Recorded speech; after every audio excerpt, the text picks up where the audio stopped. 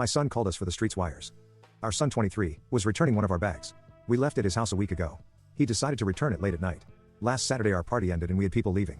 Apparently, when he reached our front door we had couples leaving and talking about the party. My wife opened the door in shock. He threw the bag on the floor. "Here's your stuff. Sorry if I interrupted your group intimacy." My wife, as usual, started blowing up his phone. My wife had the phone on speaker. He picked up the fourth time and said, "Mom, we can talk about this on Friday at my place, but I want to be left alone for this week." Friday came and we were sitting at his place. He let out a lot of his frustrations. He said you guys were basically gone.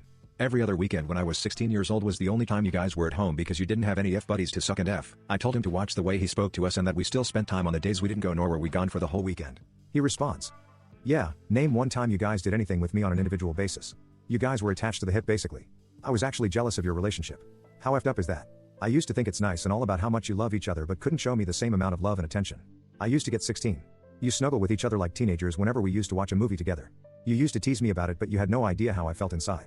I responded by telling him that a romantic relationship and a parent-child relationship are completely different. He gets pissed off and said, "Don't insult my intelligence. I know that it still doesn't change. You guys cared more about each other. I've seen how his girlfriend's parents love on her. I used to get jealous. By the way, Mom. Yes. My girlfriend isn't a big fan of yours. She doesn't respect you as my parents." The reason I didn't share how I felt when I was at home was because it felt humiliating. My wife starts bawling in tears and starts begging for forgiveness while reaching out for a hug. He rebukes and calls her an immoral woman in formal words. I started seeing red and I was up in his face telling him to watch his mouth. He then responds by saying, "What are you going to do, man slush? I shouldn't be calling you a man. Get the heck out of my house before I lose control." My wife is called out for going to work tomorrow. She hasn't left the bed. I've been crying all night. My son hates my guts and I don't know what to do. It's been 4 hours since my son invited us to talk to him. I asked him to give us a couple of days, but my wife was persistent, to say the least. Before we got in the car, we both agreed to listen to him say his piece first. When we entered, he still seemed energetic. He asked us for water or anything. We said no and we sat down in the living room. He said a lot for me to quote. I'll just give a summary. He first apologized for the name calling. He said he deeply regrets calling us that and wishes he could take that back. He says he isn't inherently against us being swingers, even though that's something he personally doesn't have an interest in himself. He feels though it was that our swinging took precedence over spending time with him.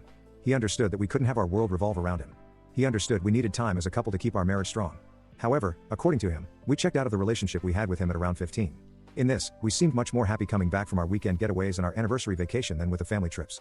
The fact that we did more couples trips than family trips didn't help at all. We were practically gone every other Saturday. To him, it seemed we were so happy and wrapped around each other that he sort of felt like an intruder at home out of fear of intruding. He never confronted us on how he felt inside. He said he felt like an accessory to our marriage rather than a person we wanted a strong individual relationship.